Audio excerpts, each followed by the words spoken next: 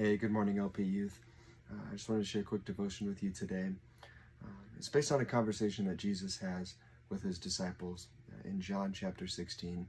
And this takes place shortly before Jesus gets arrested and eventually gets sent off to the cross and is crucified. And in this conversation, he's basically describing that situation. He's letting them know that that's going to take place, that's coming.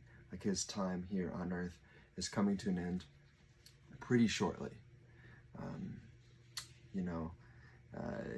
He's lived his life so far, but it's time for him to go back and be with the Father. It's time for him to go back. And ultimately, it's time for him to die on the cross. There's something important that needs to take place, and it's time. And he understands that going through that is going to bring grief. He understands that having those around him, his disciples, his friends, watch Jesus die is going to bring about grief. It's going to be difficult for them to go through. It's going to be difficult for them to process it because there's Jesus dying. But Jesus says, if you take a second to step back and see the bigger thing happening here, if you take a second to understand that there's something way bigger at play here, something way bigger is being accomplished through that death, eventually that grief is going to turn into joy. Eventually that grief is going to turn into hope, because you're going to understand that something way bigger has happened. It doesn't invalidate your feelings. It doesn't invalidate the emotions. It doesn't invalidate the grief that you experience when you're going through the hard time. He's not calling them out and saying that they're wrong for grieving, but he is saying eventually that's going to turn into joy. That's going to turn into hope. Because what happens on the cross is way bigger than just Jesus dying. It's life. It's the exact opposite. Even though Jesus dies, the result is life for us.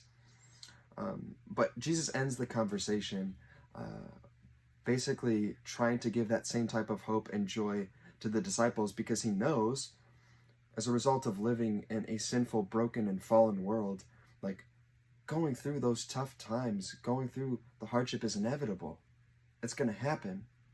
But even in your own life, you need to look back to the cross. You need to look back and remember, because eventually it's going to turn into joy. It's going to turn into hope. You're going to understand that there's something way bigger at play in the midst of your tough situation that you're going through. Jesus ends the conversation. He says this in verse 33. I've told you all of these things. I've had this conversation with you so that you may have peace. In this world you will have trouble. Not might, will. In this world you will have trouble, but here's the hope. Take heart, for I have overcome the world. That's what Jesus tells him. You're going to have trouble. It's going to be tough. It's going to happen. You might question, you might not know what to do. You might not know what to think. You might not know what to feel. But you can have hope. You can have joy. You can take heart, because I have overcome the world. That's the hope that Jesus gets to each and every one of us. That's the hope that gets to carry us through each and every day.